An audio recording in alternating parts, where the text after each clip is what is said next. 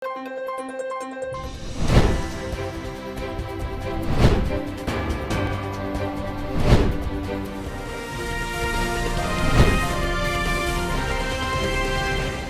पल आपके साथ।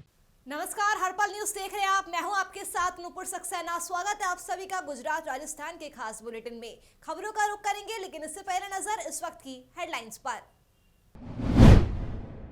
राजस्थान में मनाया गया कांग्रेस का स्थापना दिवस। सीएम अशोक गहलोत ने कांग्रेस कार्यकर्ताओं के नाम दिया संदेश, कहा देश के वर्तमान हालात का चिंतन मनन करें।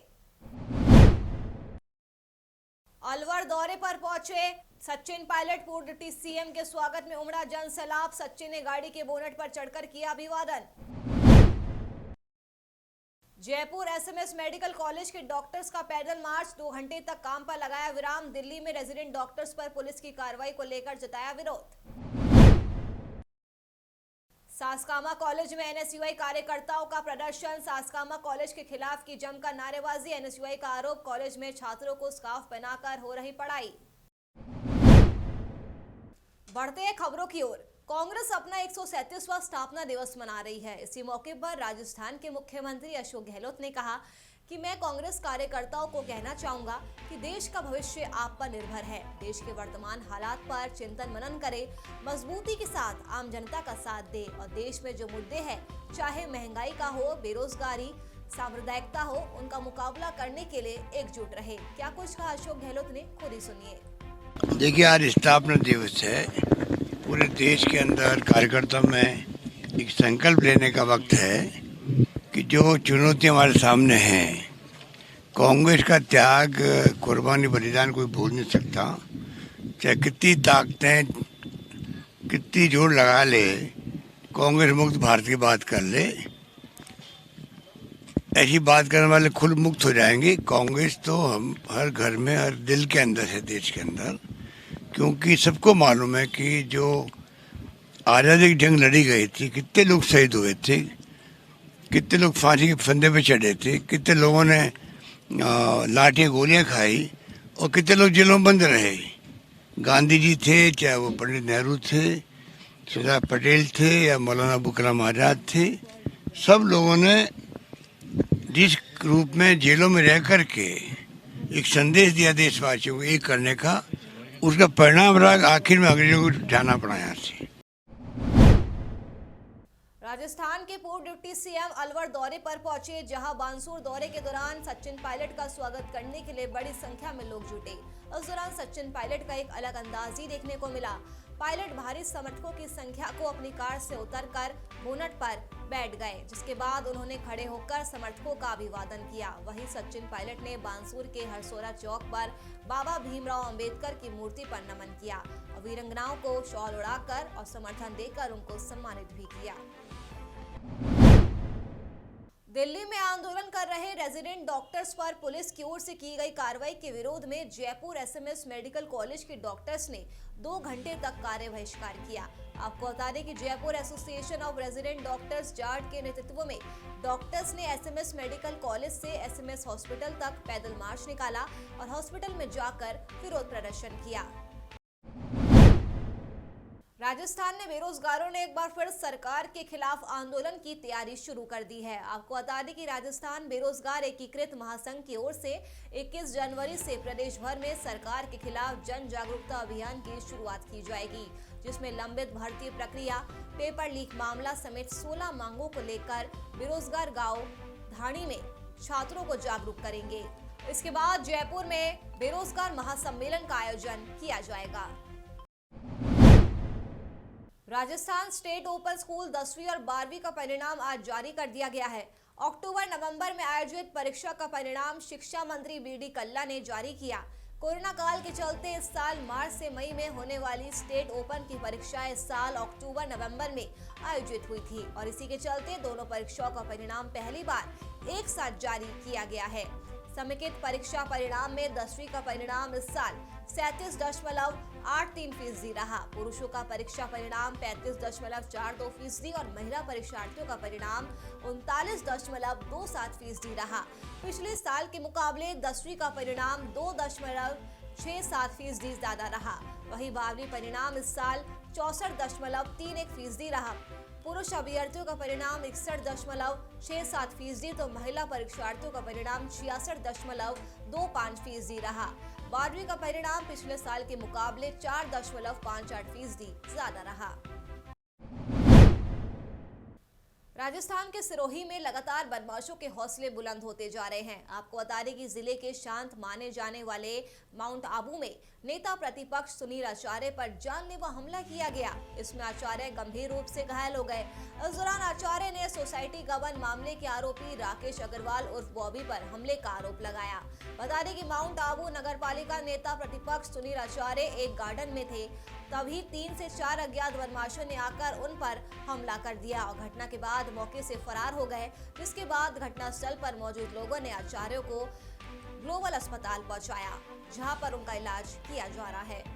आज मेरे साथ जो घटना घटी है, ये आबू के इतिहास के अंदर एक काला धब्बा है कि आबू के अंदर जिस तरह गुंडा प्रवृत्ति बढ़ रही है, ये आबू के लिए अच्छी नहीं है। आज 7-8 आदमियों ने मेरे के ऊपर धारदार हथियारों से जानलेवा हमला किया। मैं अकेला था, जनहित के कार्य के लिए जा रहा था। उस कार्य को करने के लिए इन्होंने पूरे मुझे सुबह से रैकी की, मुझे जान से मारने की धमकी तो दी होगी, परंतु आज उन्होंने पहले रिवॉल्वर से मेरे पे फायर करने की कोशिश की। जब नहीं सक्सेस हुए तो इन्होंने तलवारों से और धारियों से मारा। 7 से 8 आदमी थे। ये वो लोग हैं जिन्होंने जनता के पैसे खाए। राजस्थान में पिछले 2 दिनों से सक्रिय पश्चिमी विक्षोभ का सबसे ज्यादा असर देखने को मिला। प्रदेश के कई हिस्सों में बारिश हुई है। बादल, कोहरे और ठंडी हवाओं ने ठिठुरन को बढ़ाकर रख दिया है। वहीं गंगानगर, हनुमानगढ़ एरिया को अगर छोड़ दे तो प्रदेश के बचे हुए इलाकों में आज सुबह से आसमान में घने बादल छाए रहे। जयपुर, भरतपुर, अजमेर, कोटा और उदयपुर संभाग के कई जिलों में सोमवार रात से रुक रुक कर लगातार बारिश हो रही है। आपको बता दें कि चित्तौड़गढ़, बूंदी, कोटा, उदयपुर के कुछ एरिया में पिछले 24 घंटे के दौरान 1 इंच से भी ज्यादा बरसात दर्ज की गई है। गुजरात के सूरत शहर के सासकामा कॉलेज में डॉक्टर बाबा साहेब अम्बेडकर की पुण्यतिथि को लेकर एक कार्यक्रम का आयोजन किया गया था। इस अवसर पर सामाजिक समरसता विषय पर वार्ता का आयोजन किया गया। इसी कार्यक्रम में एनएसयूआई के कार्यकर्ता सासकामा कॉलेज के खिलाफ नारेबाजी करने लगे और कॉलेज के अंदर नारों से विरोध किया गया। जानकारी के मुताबिक एनएसयूआई की तरफ से सोशल मीडिया पर तस्वीरें पोस्ट की गई कि प्रोफेसर वर्तमान कक्षा में छात्रों को गले में स्कार्फ पहनकर पढ़ा रहे हैं।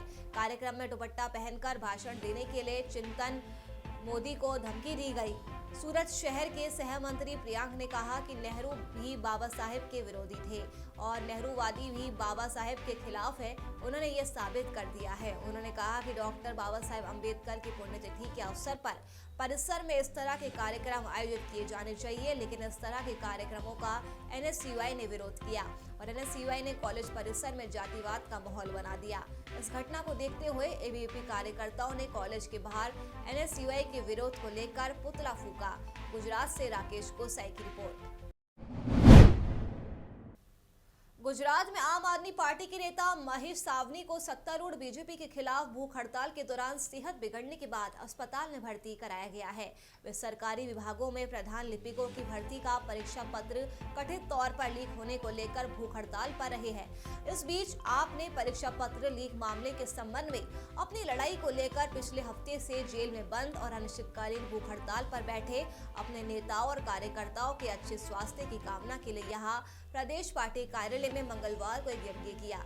आपने सोशल मीडिया पर एक पोस्ट में बताया कि सावनी को प्रदर्शन स्थल पर नियमित जांच के दौरान सेहत बिगड़ने के बाद सोमवार शाम को अहमदाबाद के एक अस्पताल में भर्ती कराया गया है। सावनी और आपके दिल्ली के विधायक और गुजरात इकाई के प्रभारी गुलाब सिंह बुधवार से पार्टी कार्यालय में अनशन पर बैठे हुए हैं और वे सरकार विभागों में प्रधान लिपिक के तौर पर भर्ती के लिए 12 दिसंबर को हुई परीक्षा में बैठे करीब 88,000 उम्मीदवारों के लिए न्याय की मांग कर रहे हैं। परीक्षा पत्र लीक होने के कारण ये परीक्षा बाद में रद्द कर दी गई थी।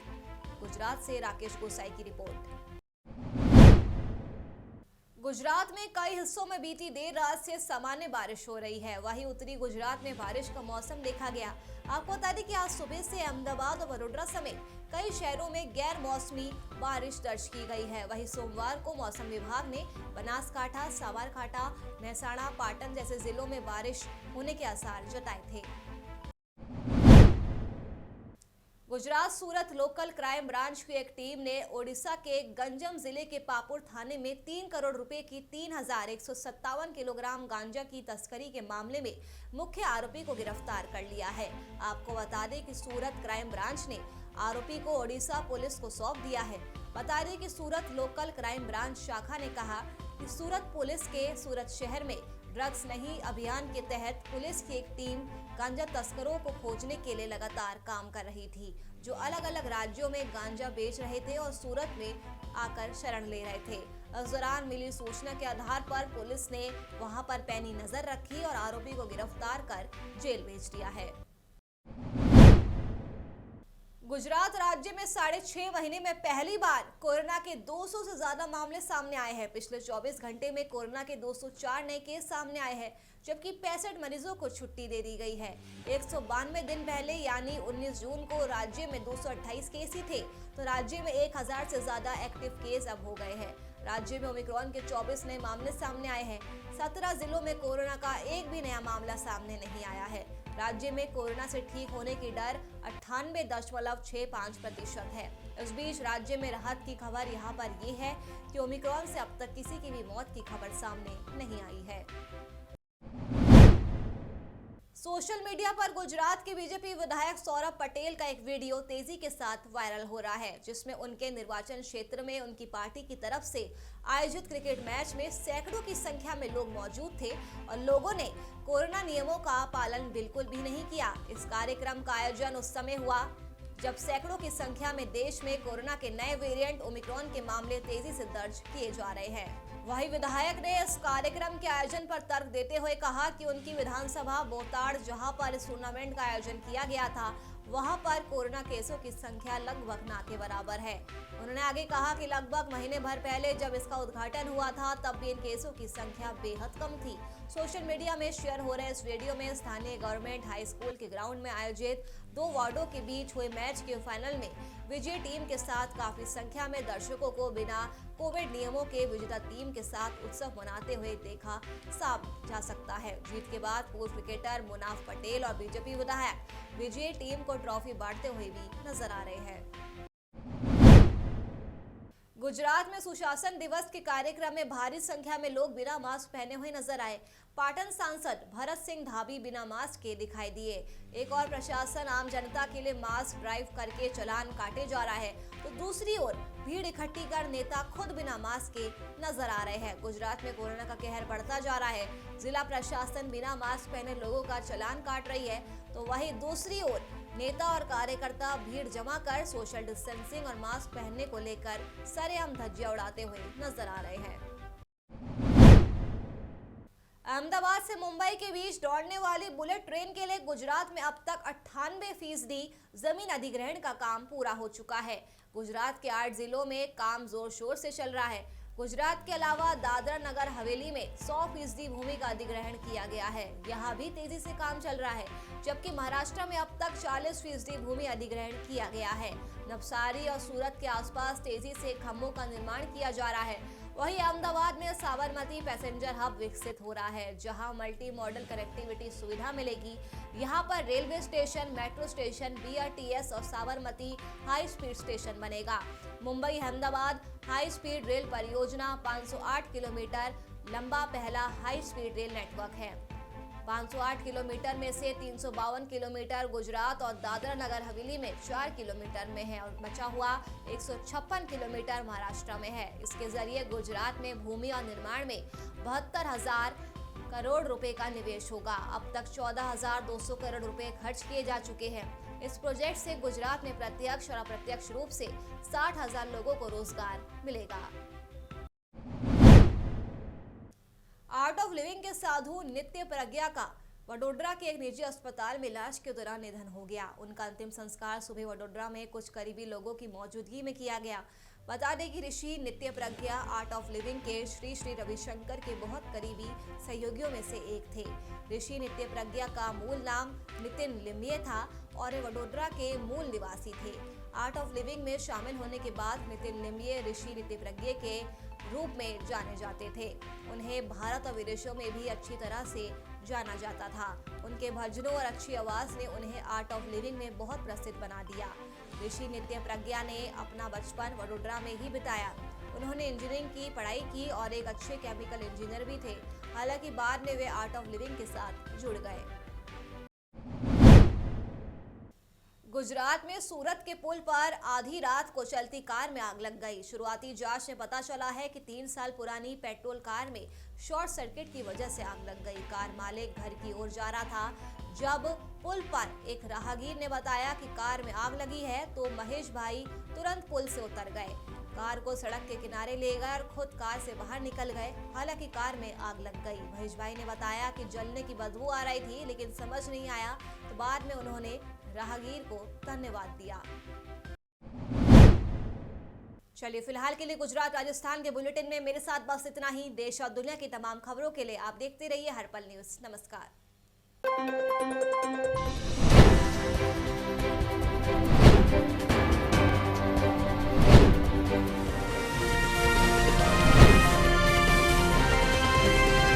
हर पल आपके साथ।